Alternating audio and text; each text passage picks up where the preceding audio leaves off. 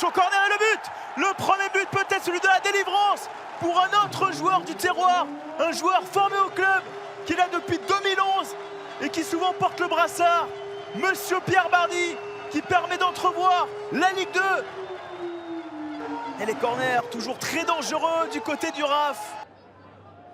Peut-être le prouver une fois de plus avec ce ballon qui est déposé sur la tête. Il n'y a pas de danger, ça fait 2-0 pour Rodez et Chougrani qui marque le deuxième but. Et là, Rodez se rapproche encore un peu plus de la Ligue 2. Latéral gauche qui marque le deuxième but des Ruténois ce soir. Ça aussi c'est très bien fait. La part du RAF, le centre à ras de terre de Ruffo avec David. Et là, c'est quasiment terminé, on peut le dire. Rodez qui se rapproche définitivement ou presque de la Ligue 2 avec le 11e but de la saison de Florian David.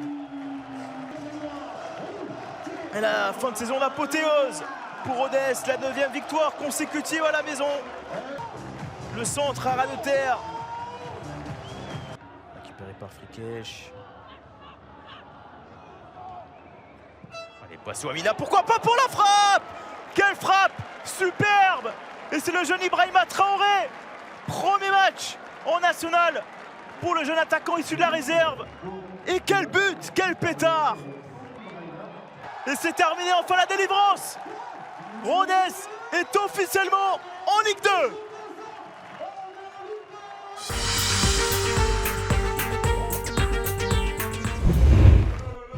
Ça c'est bien joué ça. Ouais, c'est bien vu pour Hicham Lab, encore dans la surface de réparation. La frappe d'Hicham Lab, c'est repoussé par Soler. Et Kevin Serrel a bien suivi. Et bien inscrire son deuxième but de la saison, l'ouverture du score.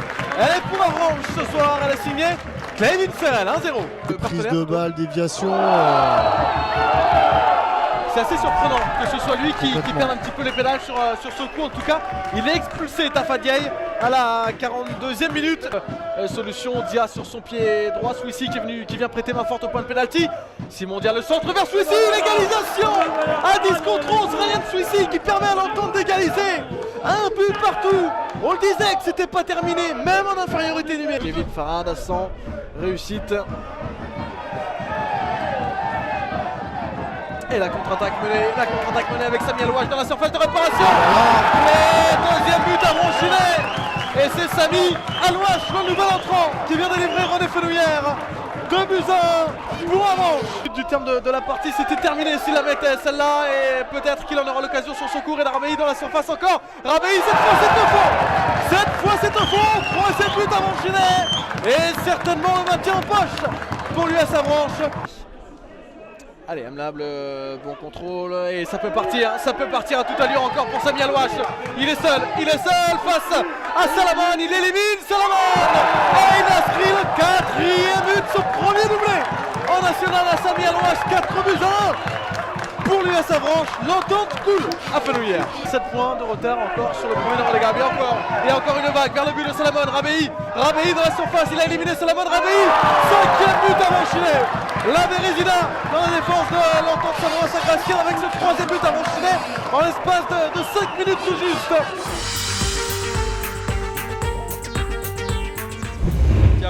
Qui fait à droite sur Kevin Ndouzimata. Ndouzimata qui centre, Idriss Aba. Qui était sorti par Théo Guivard, me semble-t-il. Défense dunkerquoise, Keita qui frappe de loin, qui s'essaye. Et ce ballon qui a été touché, passe à côté du but d'Axel Maraval. Corner numéro 4, Crillon cette fois-ci, c'est rentrant. Du monde s'écroule dans la surface. Sauf un garçon qui s'appelle Mehdi Ghezouи. Il était attendu pour faire basculer ce genre de match. Il le fait à nouveau après son but face à Cholet. 1-0 à la 28e minute. D'ailleurs de la rencontre. Bien botté premier poteau pour Domé qui manque sa sortie. Rare pour être signalé. Et un événement rare est suivi d'un autre événement rare. Deuxième but encaissé lors de la phase retour à domicile par Chambly. Et Marignane qui se remet dans le coup, qui se remet dans le match. Pour le moment, statu quo dans le haut du tableau. Et Benaïm avec ce ballon piqué très intéressant pour Bosca. Balle de 2-1 qui sera penalty. L'intervention régulière de Thibaut Jacques. Le seul pénalty inscrit cette saison était excellent pour Marianne. Le deuxième le sera aussi grâce à Adila Sana. Le coup énorme des Mariannais est en marche à Chambly. 79e minute, 2-1. Être des débuts de match qui il y a 2 ans était maître des fins de match. Et pourquoi pas maintenant? Et pourquoi pas maintenant? À Cholet, c'était celle-ci pour le 2-0. Ce soir, c'est celle-ci pour le 2-2. Joris Correa, deuxième saison de l'année. 2 buts partout. Il reste 4 minutes à jouer.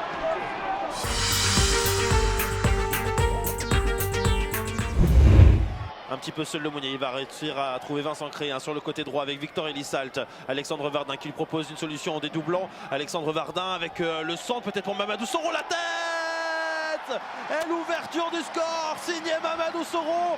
C'est son 3e but cette saison seulement, mais celui-ci il est très important pour les Mançons. On les retrouve tels qu'on a pu les connaître en première phase. Attention, et le deuxième but! Le deuxième but pour les Mançons. De qui s'agit-il? Est-ce que c'est Pierre Lemonnier? Est-ce que c'est un but contre son camp? Peu importe, ça fait déjà 2-0 pour le Mans FC après un peu plus d'un quart d'heure de jeu sur ce coup de pied arrêté. Attention parce que là il peut y avoir une accélération, c'est bien joué entre Rivas Marouani. Il a été accroché, mais Rivas Marouani, il y a faute. Et il y a faute et la couleur du carton. Ouais, je pense que c'est rouge. Et là c'est peut-être un nouveau tournant dans cette rencontre. En effet c'est carton rouge. Ouais, c'est rouge. C'est carton rouge pour Raphaël Calvé. En tant que dernier défenseur devant Jonathan Rivas Marouani. Mathieu Ezikian. Oh c'est bien fait, ça va au fond des cages. Magnifique but.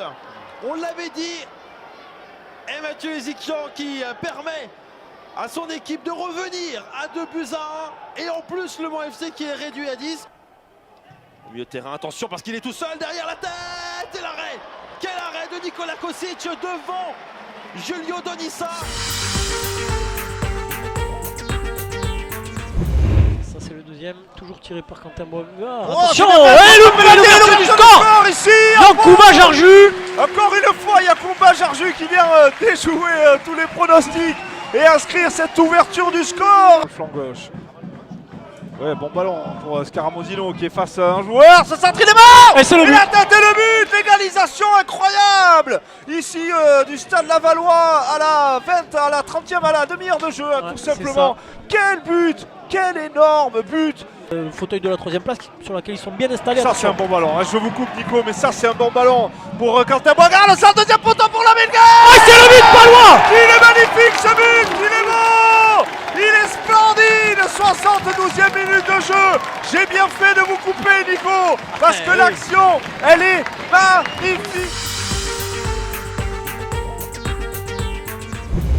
Bien en place, hein. Les lignes sont nettes. Attention, cette passe là de Omar Gonzalez. Oh, Alexis Sauvage qui va sauver sur sa ligne. Additionnel dans ce stade Armand Chouffé pour cette première période.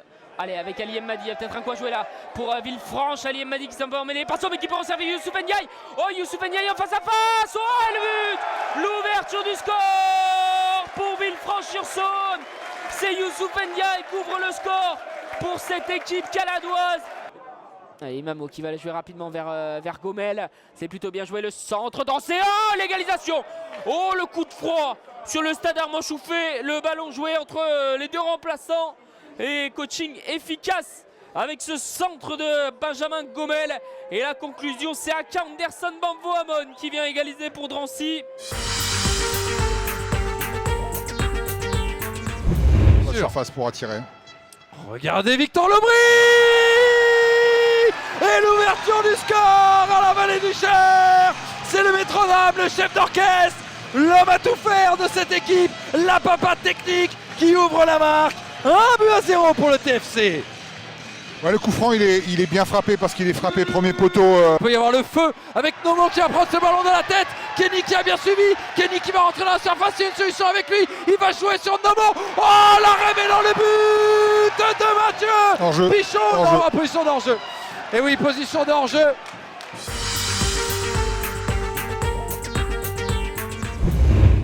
Petite surprise, c'était de voir Jason Kikonda sur le banc de touche. Et Andrew Young, c'est bien fait. La frappe, pourquoi pas les dévier. Oh, et Alexandre Oliveira qui peut pas reprendre ce ballon. Et ça sera un penalty.